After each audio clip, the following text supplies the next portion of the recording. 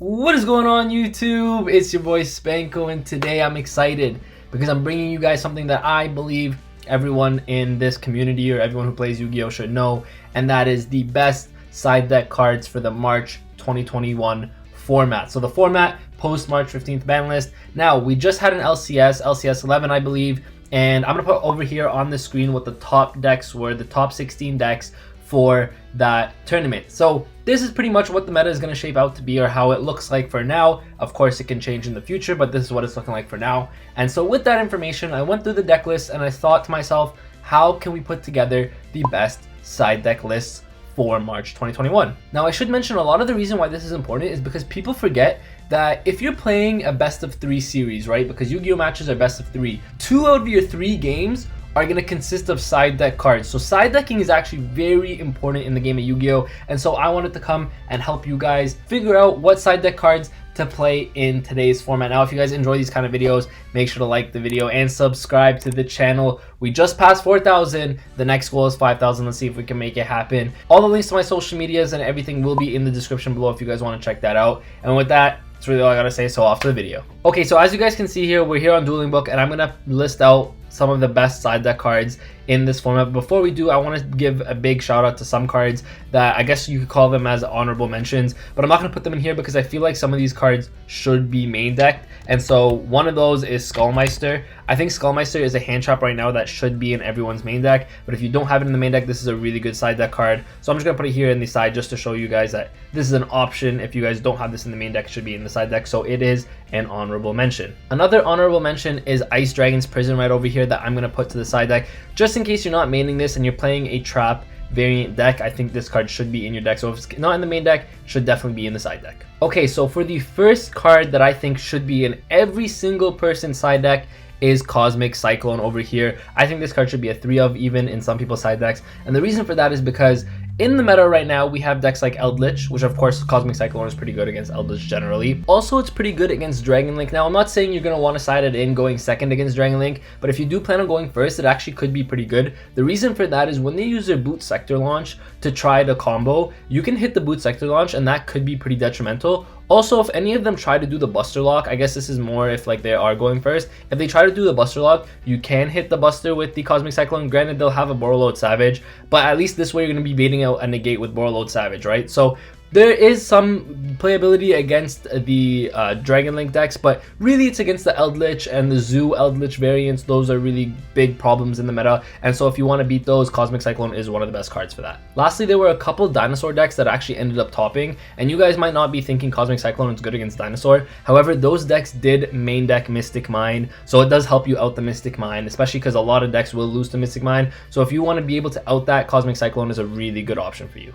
So next up, Artifact Lancia should definitely be in everyone's side deck. This card is insane against so many things. Its effect pretty much is that neither player can banish cards when it's used, right? So the thing is with Lancia is it actually beats a lot of matchups. Think about it, the Eldritch matchup, you have to banish all your spells and traps to activate their effects, right? So they can't do that. If you think about Dragon Link, they have to banish their cards for Chaos Space, they have to banish their cards for Black Dragon and White Dragon, they have to banish their cards for just pretty much a lot of their combo pieces. They have to banish cards. So Lancia destroys in a lot of ways the Dragon Link matchup. Lancia is also really good against the Dino matchup because they can't use the miscellaneous effect. So against so many matchups, Lancia just comes in so clutch. So Lancia is good in so many ways that I definitely believe it should be in everyone's side deck. So the next card that should be in your side deck 100% is Dark Ruler No More. I think we've come to a combo format, so a format where a lot of the combo decks take over, Dragon Link being one of them. I think Virtual World could still be pretty good. Of course, in the LCS it didn't top. However, I think this deck is just unplayed right now because people just don't know what to do with it just yet.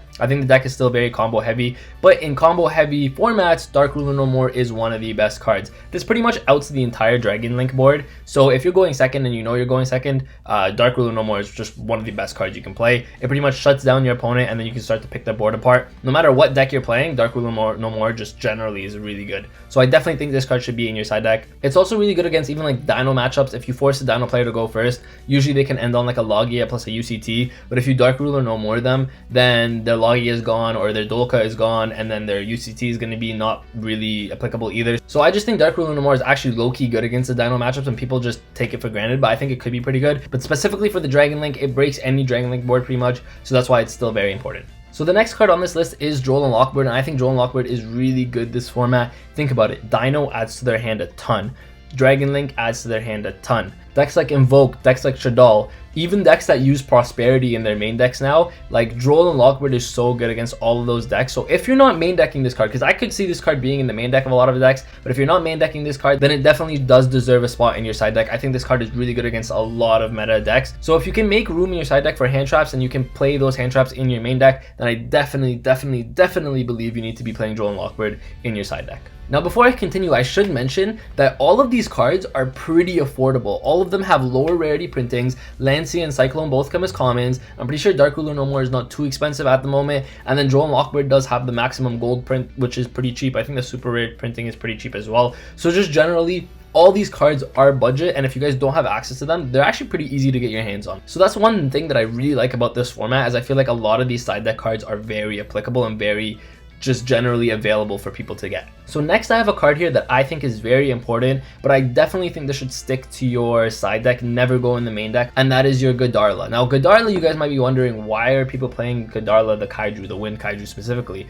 Well, this card is actually really good because Tri-Brigade obviously didn't make its way into the LCS. However, Tri-Brigade I believe is still a very good deck, and it can put up the Wind Barrier Statue lock if I'm not mistaken. And it can do that even through hand traps. So you do need something to out the Wind Barrier Statue so that you're not locked out of your extra deck and you're not locked out of special summoning. And the best way to do that is special summoning a Wind monster yourself, and Godarla is really good for that because of course you know that the Wind Samorg monster, like the Link monster, is going to protect the Barrier Statue from being destroyed by battle or card effects, I believe. So if it's being unaffected or it's being protected by the Samorg Link monster, then the Godarla is literally the best way to out it. Just tribute over it and boom, now you can continue with all your plays. And if that's the only board they make, then you pretty much broke their entire board with just a Godarla. Now, I don't think you should side this in against every matchup. Granted, if you are playing decks that do focus on making Dragoons, siding this in isn't bad either because you can of course hit the Dragoons with the Godarla and tribute over it. So it's an out to Dragoons as well, but the main reason why you want to be playing this is for the Tri-Brigade matchup. Now, another card that I actually think could be really good this format is Super Polymerization. And again,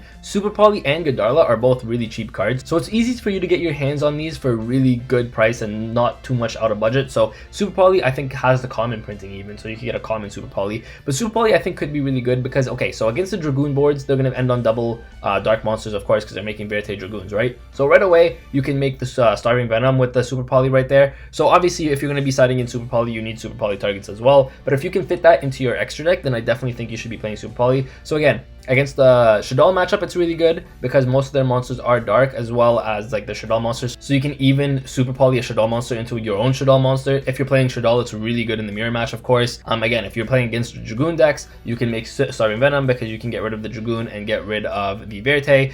Just against a lot of decks, I think it's really good against the Dragon Link decks as well. So of course, it depends what deck you're playing, but if you think that you're playing a deck that can utilize a Super Poly, like if you were playing Shaddoll, I think you definitely need to be playing this card. This card could even be a main deck card for you if you're playing Shaddoll, because against the Shaddoll matchup it's really good, but then if you're not playing against Shaddoll, like against the mirror match, it's just really good against the meta in general. So Super Poly is another option that I think should definitely be in your side deck. Now, other cards I think should be in a side deck, but they're not mandatory specifically to this format. These ones that I showed earlier I think are really good in this format specifically, but Pankatrops of course is a really good side deck card just generally. You got cards like Red Reboot, which I think are really good cards, if I can even spell that right. Red Reboot, which I think is a really good card you can play against the Eldritch matchups. So Red Reboot, Pankatrops. You can also play Harpy's Feather Duster if you're not main decking it. These are just really good side deck options generally, but I think these first few cards that I showed you are really mandatory in today's format if you want to be competitive and be successful competitively. So thank you all for watching. I hope you enjoyed. I hope you took something away from this video, and if you have any other suggestions or any other side deck cards you think should be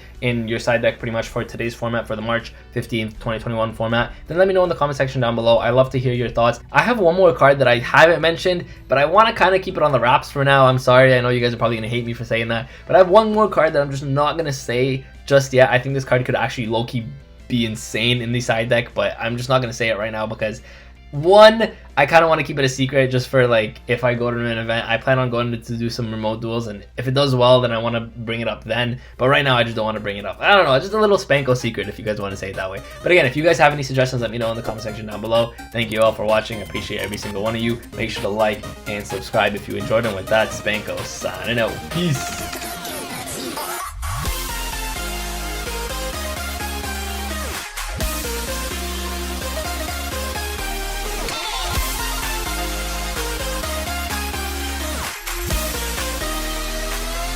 G, A, let's do it. Get up, we want you to get on your feet.